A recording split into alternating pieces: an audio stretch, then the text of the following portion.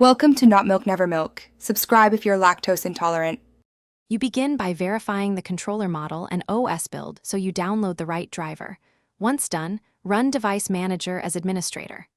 Unplug other USB devices to avoid confusion, then locate the controller entry and note the driver version and date.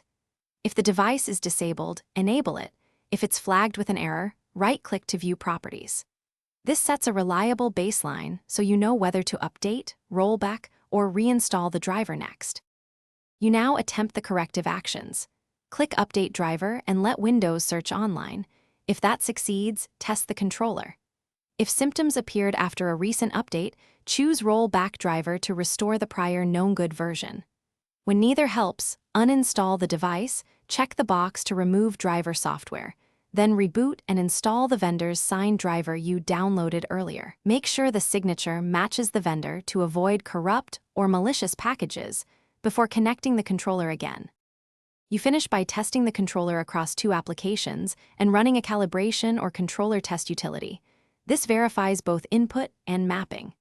If the manufacturer provides firmware updates, install them now following their exact steps, because driver fixes sometimes require firmware alignment.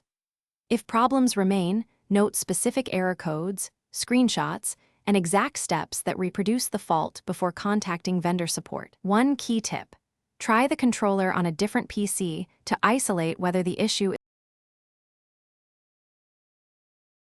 Thanks for watching. If this was helpful, leave a like and consider subscribing. See you next time.